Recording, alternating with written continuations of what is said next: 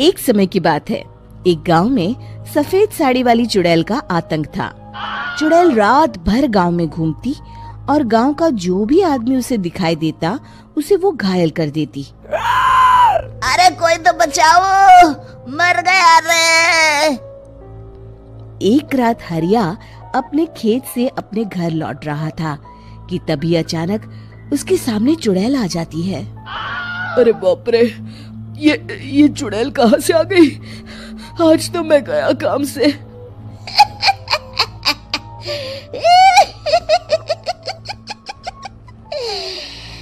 आज मुझे मेरा शिकार मिल गया।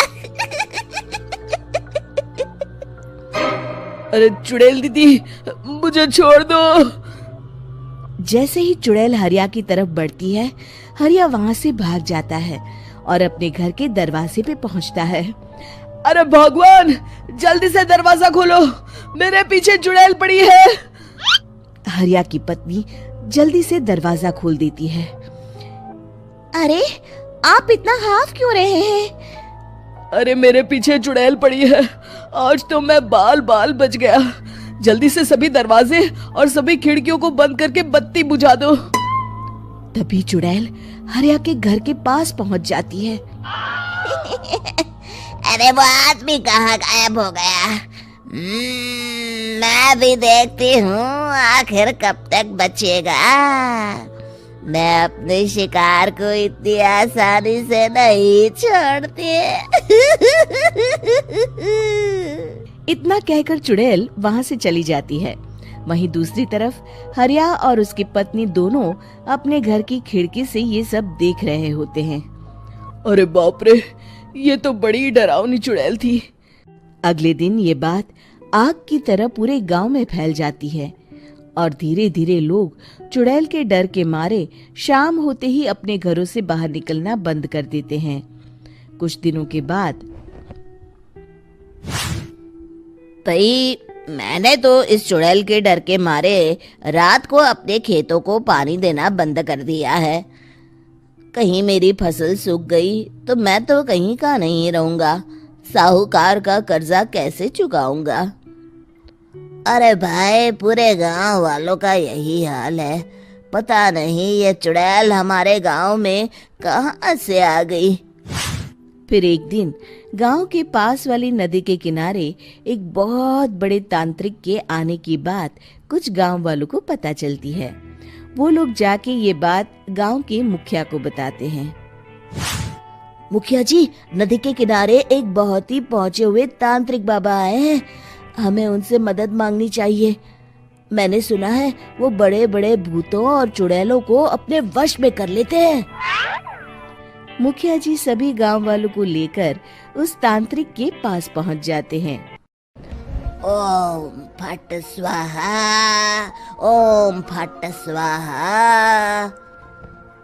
तभी तांत्रिक अपनी बंद आंखों को खोलकर कहता है, क्या बात है? तुम सब लोग यहाँ क्यों आए हो? मुखिया जी उस तांत्रिक को सारी बात बता देते हैं।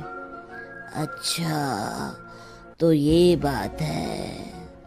और तांत्रिक अपनी आंखों को बंद कर लेता है। मैं देख रहा हूँ तुम्हारे पूर्वजों ने बहुत पाप किए थे, जिससे ये गांव अब श्रापित हो चुका है। उसी के फल स्वरूप तुम्हारे गांव में चुड़ैल आई है। ये चुड़ैल बहुत खतरनाक है, ये किसी को नहीं छोड़ेगी। हे भगवान, मर गए रे, अब क्या होगा? तभी गांव के मुखिया जी कहते हैं, बाबा, इस चुड़ैल से हम सबको बचा लीजिए, कोई तो उपाय होगा। इसका सिर्फ एक ही उपाय है। सभी गांव वालों को बारी बारी हर दिन अपनी आधी फसल उस पहाड़ी के ऊपर बनी काली गुफा में छोड़ के आनी होगी। तभी उस चुड़ैल की भूख मिटेगी और श्राप का प्रभाव खत्म हो जाएगा और तुम सब जिंदा बच जाओगे। सभी गांव वाले उस तांत्रिक की बात को मान लेते हैं और वहां से चले जाते हैं। फिर अगले दिन से रोज उस गांव के लोग बारी बारी से अपनी आधी फसल उस काली गुफा के पास जाकर रखाते। कुछ दिनों बाद हरिया की बारी आती है। बाप रे, आज तो मेरी बारी है उस काली गुफा में जाने की। क्या करूं, वो तो बड़ी खतरनाक चुड़ैल है। मेरे तो हाथ पैर कांप रहे हैं। फिर हरिया डरते डरते अनाज की बोरियां अपनी बैलगाड़ी में लाद देता है। तभी हरिया की पत्नी उससे कहती है, देखो जी, संभल के जाना और किसी भी हालत में शाम होने से पहले वापस आ जाना। उस चुड़ैल का कोई भरोसा नहीं है जी। हरिया बैलगाड़ी में बैठते हुए कहता है, भगवान, मैं क्या वापस आऊंगा? लगता है अब तो मेरी खबर ही आएगी। इतना कहकर हरिया वहां से चला जाता है। रास्ते में जंगल से गुजरते हुए हरिया की बैलगाड़ी का एक चक्का बड़े गड्ढे में फंस जाता है। हे भगवान, अब ये क्या मुसीबत है? हरिया नीचे उतर के पूरी ताकत से अपनी बैलगाड़ी को गड्ढे से निकालने की कोशिश करता है। बहुत देर मेहनत करने के बाद हरिया की बैलगाड़ी उस गड्ढे से बाहर निकल जाती है। हे भगवान, अब तो शाम होने वाली है। आज तो मैं गया काम से। जैसे तैसे हरिया काली गुफा में पहुंच जाता है। अरे मर गया रे, यहाँ तो चारों तरफ डरावना माहौल है। मैंने यहाँ आने में बहुत देर कर दी, कहीं चुड़ैल नाराज ना हो जाए। हरिया अनाज की बोरिया वहां रख के जैसे ही जाने लगता है, तभी उसे किसी के आने की आवाज सुनाई देती है। हरिया एक कोने में छुपकर अंदर देखने लगता है। चुड़ैल वहां आती है और फिर अपने चेहरे से नकली चुड़ैल का मुखौटा निकाल देती है। हरिया ये देख के हक्का बक्का रह जाता है। तभी चुड़ैल कहती है, भैया यहाँ आना। आज तो बहुत अनाज आया है, इसे मिलाकर अब हमारे पास ढेर सारा अनाज जमा हो गया है। कल ही हम इसे शहर में बेच आएंगे और माला माल हो जाएंगे। तभी अंदर से नदी के किनारे वाला तांत्रिक बाहर आता है। अरे, ये तो तांत्रिक बाबा है। हाँ, अब तो हम दोनों की जिंदगी मजे में कटेगी।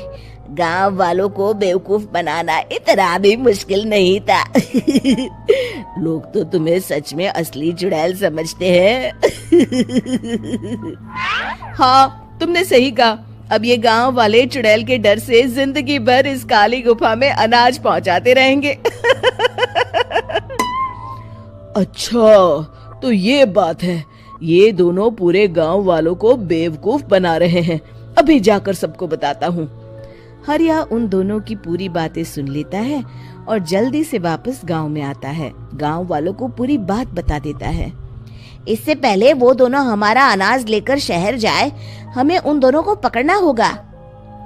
उधर दूसरी तरफ नकली तांत्रिक और नकली चुड़ैल बनी औरत एक बड़ी गाड़ी में सारा अनाज लाद के वहां से निकलने की तैयारी कर रहे होते हैं। जल्दी करो, इससे पहले हमें कोई देख ले। हमें यहाँ से निकलना होगा। और तभी वो दोनों देखते हैं कि सामने से सभी गांव वाले अपने अपने हाथों में मशाल लेके आ रहे हैं। दोनों बुरी तरह डर जाते हैं। रुक जाओ, तुम दोनों का भांडा फूट चुका है। अरे मर गए रे, ये गांव वाले कहाँ से आ गए? तुमने क्या सोचा इतनी आसानी से यहाँ से निकल जाओगे? ये अनाज हमने अपने खून पसीने से दिन रात खेतों में मेहनत करके उगाया है। दोनों मुखिया जी के पैरों में गिर जाते हैं। हमें माफ कर दीजिए, हम दोनों एक नंबर के कामचोर हैं। बिना मेहनत किए पैसे कमाना चाहते थे। हाँ हाँ, अब हम आगे से मेहनत मजदूरी करके पैसे कमाएंगे। हमें कुछ मत करना, हमें छोड़ दीजिए। इतना कह के दोनों गांव छोड़ के भाग जाते हैं और सभी गांव वाले फिर से खुशी खुशी रहने लगते हैं। शिक्षा, तभी तो कहते हैं कि किसी भी समस्या का समाधान केवल सूझबूझ से ही करना चाहिए और कभी हिम्मत नहीं हारनी चाहिए। दोस्तों, हमें उम्मीद है कि आपको हमारी ये कहानी पसंद आई होगी। कृपया हमारे चैनल को सब्सक्राइब करें और सभी अपडेट्स के लिए बेल आइकन जरूर दबाएं। और हाँ, वीडियो लाइक और शेयर करना मत भूलिएगा। Bye bye.